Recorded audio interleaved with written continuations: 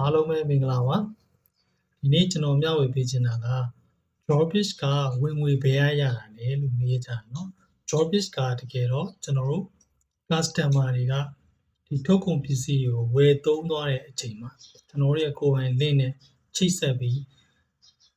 ဝယ်သုံးသွားတဲ့အချိန်မှာကျွန်တော်တို့က commission တွေရတယ်ကုမ္ပဏီကအယောင်းဝယ်ဖြစ်မှကျွန်တော်တို့ကို commission တွေခွဲပေးတာရာခိုင်နှုန်းလိုက်40ရာခိုင်နှုန်းအထိအမြင့်ဆုံးခွဲဝေပေးတာ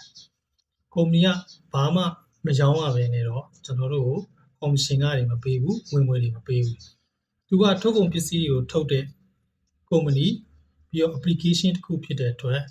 သူကကျန်းမာရေးဖြည့်စွက်တက်စာနဲ့နောက်ကုန်ပစ္စည်းတွေကိုသူတွေကထုတ်ကုန်တွေကိုဝယ်သုံးတဲ့ customer ရှိမှကျွန်တော်တို့ link နဲ့ချိတ်ဆက်ထားတဲ့ customer တွေကဝယ်သုံးမှကျွန်တော်တို့က commission တွေရတယ်ဝင်ငွေတွေရတယ်ဒါကြောင့် customer ကအရေးကြီးတယ်ကျွန်တော်တို့ရဲ့ customer တွေကိုကျွန်တော်တို့ကဒေတာကြော်ညာရှင်းပြပေးပြီးတော့ကူညီပေးပြီးတော့ဒီလုပ်ငန်းအကြောင်းကိုကျွန်တော်တို့ကသိအောင်ကျွန်တော်တို့ကကြော်ညာပေးရတယ်ပြီးတော့ဖုန်းထဲမှာအလွယ်တကူသုံးလို့ရအောင်ကျွန်တော်တို့ကကူညီပေးရတယ်အကောင့်တွေဖွင့်ပေးရတယ်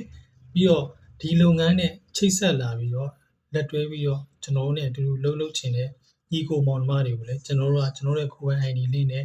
ချိတ်ဆက်ပေးပြီးတော့သူတို့ကကိုယ်ပိုင် ID ယူတဲ့အချိန်သူတို့ Drawbridge တွေကထုတ်ကုန်ပစ္စည်းတစ်ချိန်ဝယ်သုံးတဲ့အချိန်တိုင်းမှာလည်းကျွန်တော်တို့က commission တွေရတယ်ဒီလိုရောင်းဝယ်ဖြစ်တော့မှကုမ္ပဏီကကျွန်တော်တို့ကို commission တွေခွဲဝေပေးတာဖြစ်ပါတယ်ကျွန်တော်တို့ကလူတွေရှာလူတွေစုပြီးကုမ္ပဏီကတက်အလကားပတ်စံတွေပေးနေတာမဟုတ်ဘူးเนาะဒါကိုရှင်းရှင်းလင်းသိဖို့အရေးကြီးတယ်